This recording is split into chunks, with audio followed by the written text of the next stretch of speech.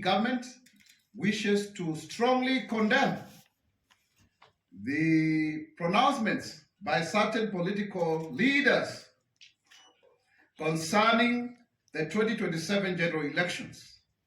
It is totally unacceptable for any leader to imagine that they can incite Kenyans into violence just because they would want to accrue political mileage and to threaten the peace.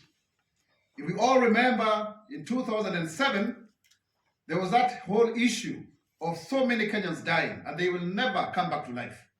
And there was displacement of 600,000 Kenyans. So for anyone to threaten that, I think that is totally unacceptable. And the government strongly condemns such utterances, and we will stop at nothing to ensure the safety of Kenyans and peace and tranquility within our borders. Also, it is important to say that of late, there has been a lot of disinformation, because we are seeing people who are outrightly lying in order to gain popularity. How on earth can anyone say that President Ruto has taken 3 to 4 trillion shillings the last 2 years? I mean, it's totally hogwash. Even I myself, as a government spokesman, having served in the Budget and Appropriations Committee of the National Assembly and Vice Chairman of the Budget Committee of the Senate, our budget for the whole year is 4 trillion shillings. I mean, then how do you make it that as an individual can have that kind of money? It's totally unacceptable. I think some of these things are outlandish and they have to be called out because they are meant to incite Kenyans against the government and its programs, because people are now seeing that the government, having taken painful decisions initially, now they are starting to yield. These programs are starting to work. If you look at, for example, tomorrow, we shall have the affordable housing, the first time that we'll have keys that will be handed over by none other than His Excellency the President at Mukuru. It's now no longer Mukuru slums, it's Mukuru Estate, and you can see the people of Riara Village are very happy. 13,248 units are up, and 1,080 people will receive their keys already. Over 970 of those units have been verified and the ownership. So, and there are great Kenyans there who are celebrating. So Kenyans are invited at 8 a.m. people to be seated so that the president can actually hand out the keys, as we promised, to construct over 200,000 houses every year in 5 years, so that we are able to shelter over 5 million Kenyans. And it's very, very cheap, because we are talking about a unit going to as low as 3,900 shillings for social housing. 3,900 shillings per month.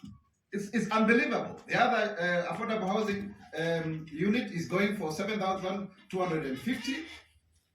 It's called affordable housing, and the other one, affordable middle class, 21,160. So you can see people who are earning on 20,000 and less are able to now own homes, studio apartments, 1 bedrooms, and we proceed going forward.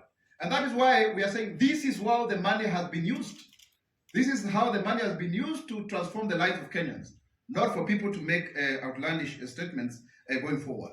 We are also seeing people who are resisting change and fighting back. The head of public service is the #1 public servant in this country, and he has the seal of the president. He is the one who executes that which the president wants to be done. He helps to run the government on a daily basis. And so therefore, people who are resisting change in state corporations, in ministries, departments, and agencies are not amused, because for the first time, we are seeing a head of public service who is resolute, who is determined to weed out corruption, and there are those who are resisting change when it comes to issues to do with e-procurement. If we are able to do e-procurement rightly, we'll be able to save Kenya shillings over 250 billion to 300 billion. If you look at our development budget, it's about 291 billion to about 400 thereabout, depending on the financing model. So these monies are lost through corruption because of the human agency and interference when it comes to procurement. And that's why people are resisting. People don't want to separate between the boards and the CEOs. And so therefore, we are not relenting. We shall move forward. We had a very good meeting last Tuesday that had over 3,000 public servants from all of our over 300 state corporations, our 57 state departments, and our 22 ministries, and the state law office. And so therefore, we'll move forward. There's always going to be fight back, but the government is resolute in ensuring that we transform our country going forward.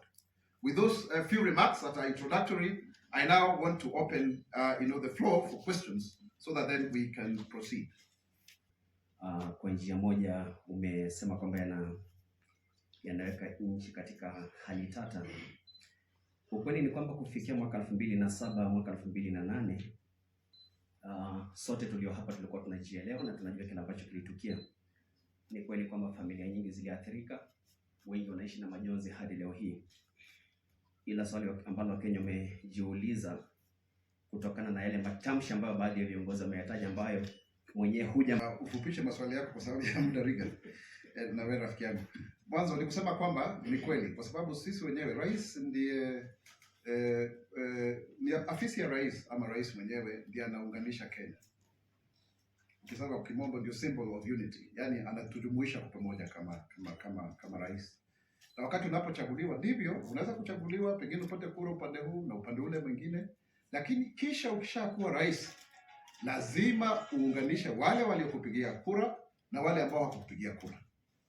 Kwa hivyo ni jukumu letu sisi ambao tuko katika serikali, watuite vibaraka ama vikaragosi ama majina mengine, lakini lazima tuwe na ule utaifa na uzalendo, kwa sababu Mungu hakufanya makosa kufanya kila Mkenya aweze kuishi katika nchi hii, na haijalishi umetoka katika tabaka lipi ama kabila lipi. Tuko hapa katika tabaka mbalimbali, tuko katika mienendo tofauti ya kimaisha. Kwa hivyo lazima tusitizie umoja na uwiano na upendo. Nafikiri nimeweza kujibu. Katika when you look at the law is very clear. The seal is under the head of public service. That is the law. It was passed recently because of the executioning. The role of the head of public service is to execute the orders of the president. That is why even my office is under the executive office of the president, chief of staff and the head of public service. Next question. So is that the head of public service is the one who has the public seal. But was it communicated to Kenyans? Are the citizens aware that the government seal left the AG's office to head of public service? Ronald Reagan, that is a process that went through Parliament. The law was passed. There was public participation. When was that? Sometimes last year. So let us maintain that way. You can confirm with the answer. You can confirm with the proceedings of public participation, and there's nothing wrong with that, for your information. So what happens to AG? So therefore, the AG remains with his powers as principal legal advisor of the president, but the seal of the president, of the government, is within the executives of the president. Let's go to the next question. My last question. We are very much aware of what happened to Ngong Forest. There was a public outcry when the trees were being felled, and Kenyans asked, mbona msitu wa Ngong unaangushwa? Jawabu ambalo tulipata kutoka kwa the then cabinet secretary wa mazingira alitueleza kwamba wanaangusha miti ambayo imezeeka, ambayo haina umuhimu wala faida kwa Wakenya, ndio wapande miti ambayo inaleta umuhimu na faida kwa Wakenya. Ujenzi ukaanza. Serikali ilijua kile ambacho kilikuwa kinafanyika.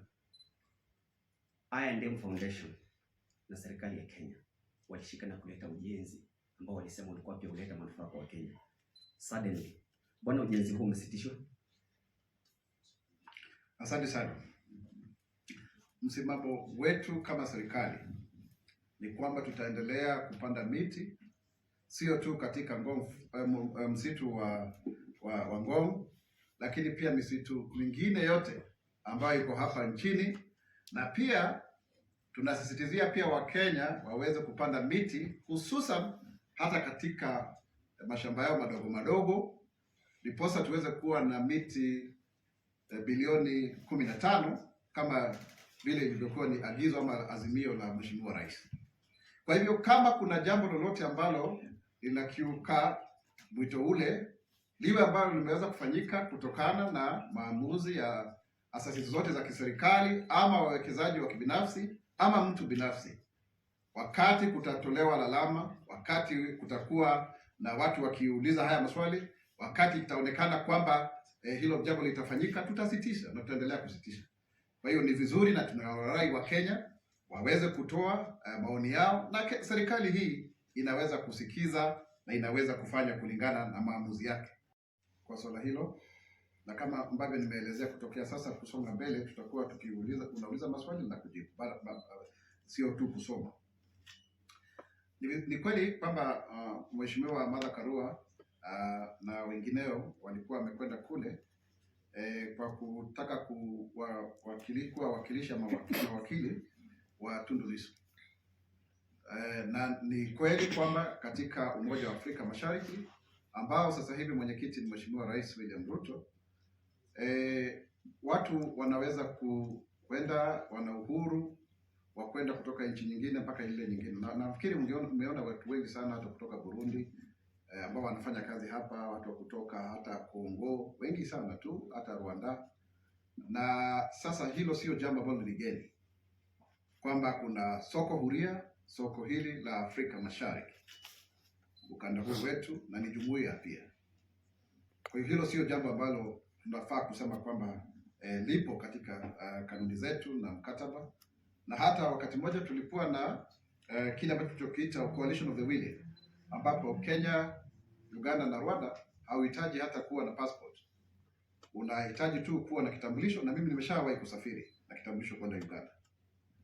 Lakini kama serikali mojawapo ya jumuiya nchi hizi 7 pengine imeonelea kwamba mtu fulani hafai kuingia katika nchini kwake, basi ina ruksa, ina mamlaka wa kuweza kusema kwamba kama ni wewe usiweze kuingia, kama ni wewe Mwaura usikwende kule, kama ni wewe Nyongeza usikwende kule. Kwa hivyo bado wao wana ule uwezo fauka ya kwamba ni soko huria na watu wanaweza kuuza bidhaa na kuenda katika maeneo tofauti tofauti katika ukanda huu wote wa Afrika Mashariki. Kwa hiyo kama wao wameamua vile, huo ni uamuzi wao, lakini hilo haliondolei kwamba kuna uhuru, kwa sababu pengine hatujui kile ambacho kilifanya wafanye vile, kwa sababu hayo ni maamuzi ya kwao, na Kenya haihusiki hata kidogo kwa mambo yale, kwa sababu hata sisi wenyewe tunaweza kusema kwamba mtu fulani asiweze kuingia katika nchi hii kama serikali. Next question. Yes. The spread government. Does the government has planned to silence its criticizers? Sorry, can you give me an example of somebody who's been arrested against the broad-based government? Well, like Peter Salasia, who has been against the government. I think it's not fair to say that people who are being arrested are the ones against the broad-based government. I don't think that's a fair statement. If you look at anyone who may have been arrested, you have to deal with that on a case-by-case basis. It cannot be that then the assertion is that they do not want to support the broad-based government. Because why am I saying so? You even see within the ODM party, there are voices that may not necessarily agree with the broad-based government, and they have come out strongly, to speak about it. We are a free and a democratic country, and it's not just ODM. Look at UDA. You'll find quite a number of members who are having contrary opinion, and they are still not arrested by anyone whatsoever. So I think that's not right. My friend Arcadius from GMK, that is actually propaganda and fake news. Thank you. Next question. Lawrence Rowan, former deputy president's residence. Is it true? Number 2, we have seen at the excitement address from someone, and there is some information circulating that maybe be arrested.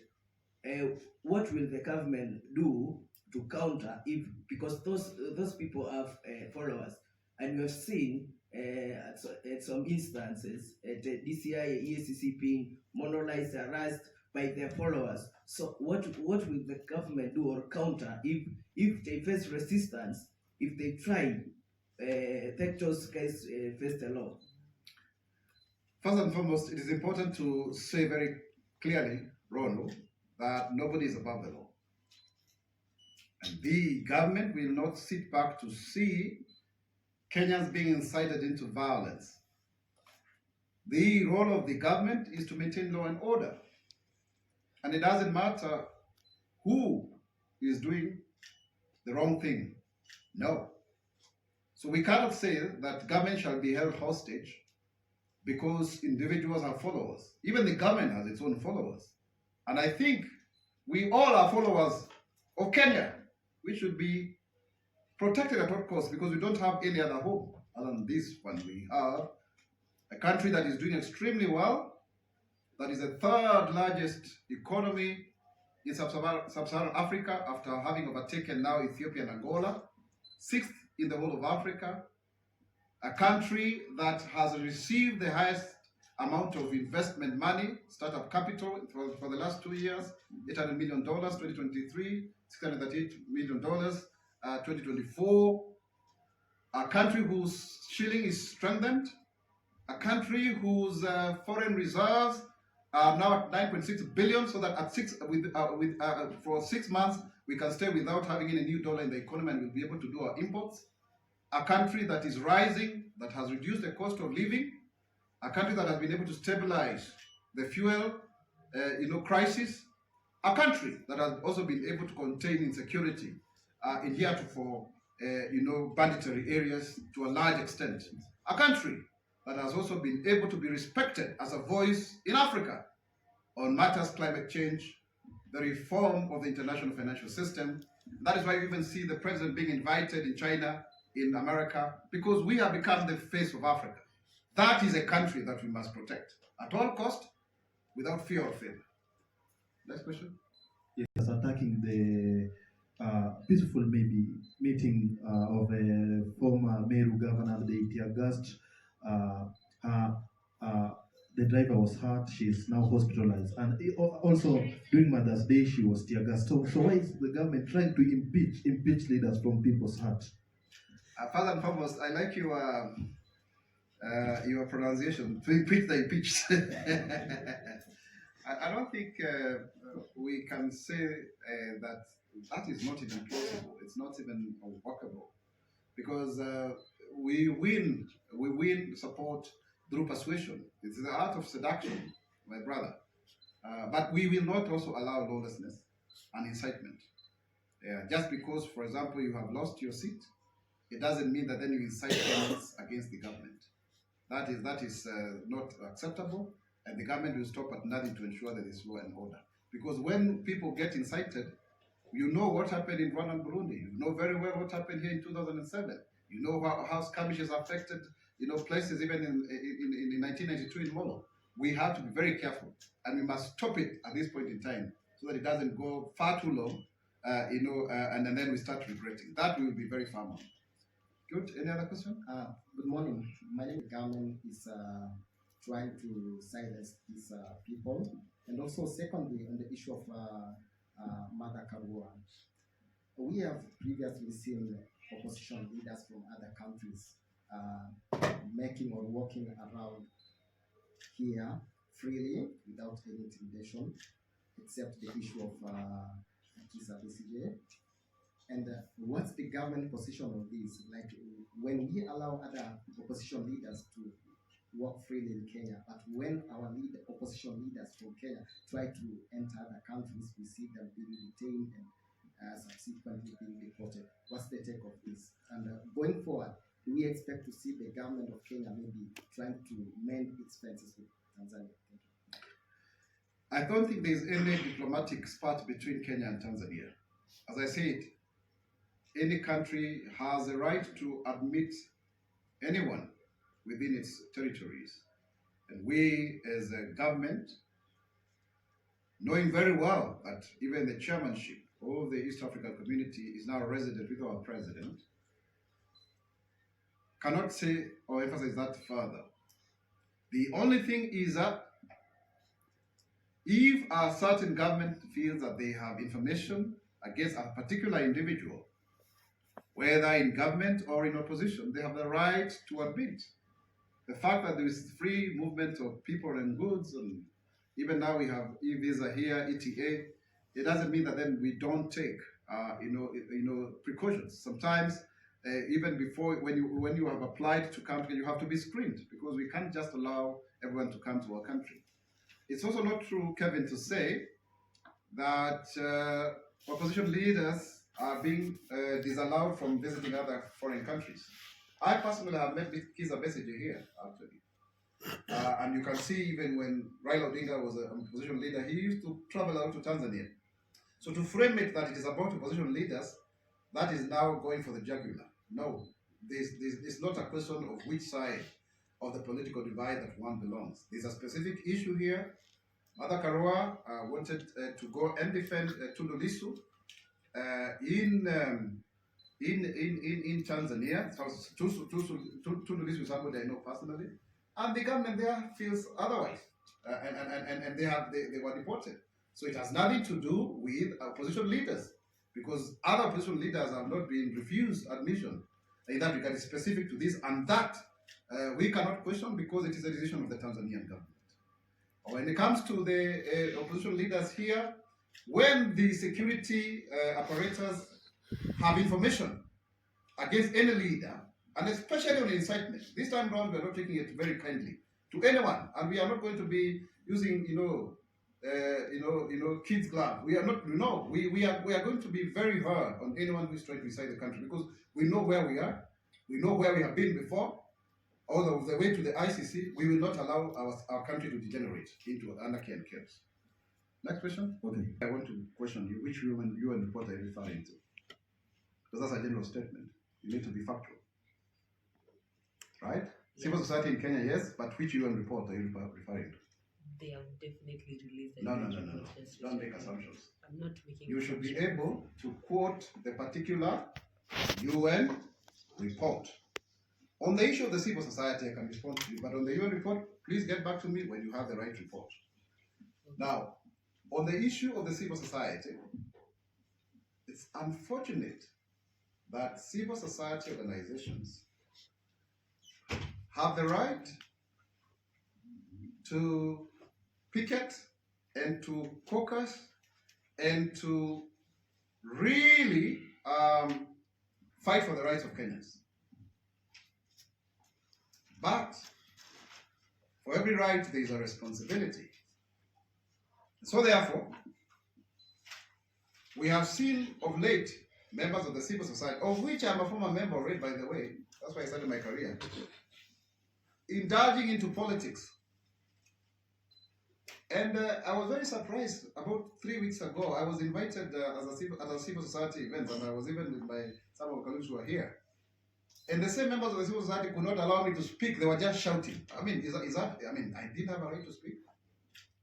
They are indulging into misinformation and disinformation. There is this Diana Gachagua, the leader, is it the Institute of Social Accountability? She went on Spice FM, lying openly. And my office has got 36 billion. I wish I had the money. I mean, how do you make such blatant lies and you get away with it? The budget of the Office of Government Spokesperson is not even 100 million. But this is a leader who is saying, they don't even know how to read the budget, some of them. And then they come around, they want to incite people into violence, and then they do posturing for donor funding. Because there are people who must oppose government when it is having its right properly. That is why they had that thing of blood parliament. Most of the people interviewed there are civil society people, and it was one-sided. It was completely one-sided. And they never asked the question, who banned parliament? But they were quick to say, and they were saying 3 people. We reported 9 from IPOA, which is a state agency, and we said there are 60 cases and we are still investigating them, and people are even being arraigned in court. So we are even more transparent than them. But because they are in the game of playing politics, for their local benefactors, but also internationally for funding, then they can make those assertions. I would want to say categorically that the Kenya government is very, very, committed to ensuring human rights and fundamental freedoms as per the international jurisprudence enshrined in various conventions that Kenya is a treaty to within the community and committee of the United Nations. Thank you. Rais alisema kwamba kutapendekezwa sheria kuhusu harambee. Sawa sawa. Hiyo sheria bado haijapasishwa bungeni. Wakati ikipasishwa itatoa kanuni na bilioni 70, sio zile 50 za kwanza zimeweza kupatianwa katika mfuko huu, na hata wengine wameweza kuwekeza pesa zingine pale. Kwa hiyo ni jambo ambalo tumewasaidia Wakenya zaidi ya Wakenya milioni 25. Lakini bado kuna vikundi ambavyo havijafikiwa, kwa sababu ukiangalia vile vikundi ambavyo viko katika hustler fund sio vingi tu. Kwa lazima tuende kule tuwazungumzie, wana mahitaji yao, wanatuambia kile ambacho wanataka, tunawasikiza, alafu tunawaachia pia pesa yao ya kufanya maendeleo. Na sidhani umesikia mtu yote akilalamika kwamba anafaidi kutokana na hilo. Kwa hivyo Jonathan, tutaendelea kufanya vile, na tunaongozwa ni wabunge wanakuja kwa pamoja, na hata viongozi wa serikali, kwa sababu ni serikali yetu, na tukiongozwa pia na naibu rais ambaye ni Profesa Kithure Kindiki, ambaye sasa anatuongoza kwa hili, na hata sio yeye peke yake, kuna viongozi wengine ambao tunaenda katika, na tutaendelea kufanya vile ili tuweze kuwainua Wakenya, sababu tuliahidi mambo ya bottom up. Sasa tuko kwenye serikali, sio tu kuahidi, ni kutekeleza. Asante. We have enough data to see to it that we can tell.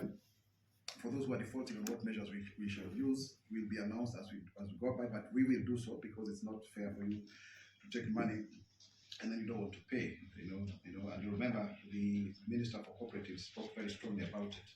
But let me come to the issue of affordable housing and allow me to refer here. Tomorrow, 20th May 2025 at 8 a.m. marks a historic milestone in Kenya's journey towards dignified living for all, as His Excellency President William Ruto presides over the handover of 1,080 keys to beneficiaries of the Mukuru Affordable Housing Project in Embakasi South, Nairobi, as the largest single housing initiative in the country, spanning 56 acres and comprising 13,248 units. You don't need to know anyone. You just go online, Boma Yangu, *832#, you register, and then you are qualified according to where the houses are. So you don't need to know anyone. And it's one house, one ID. That's one house, one national ID. The Mukuru project stands as a beacon of hope for low-income families. This event symbolizes the government's unwavering commitment to the bottom-up economic transformation agenda, addressing Kenya's urban housing deficit and uplifting communities long burdened by the challenges of informal settlements. The handover of these modern, safe and affordable homes is a testament to the transformative power of the affordable housing program, offering residents not just shelter, but a pathway to stability, security and pride. The new Mukuru Housing Estate, with its 26 blocks of 5,616 bed-sitters, 14 blocks of 3,024 one-bedroom units, and 48 blocks of 4,608 two-bedroom units, is designed with safety and resilience in mind, featuring proper spacing, emergency access roads, and modern amenities.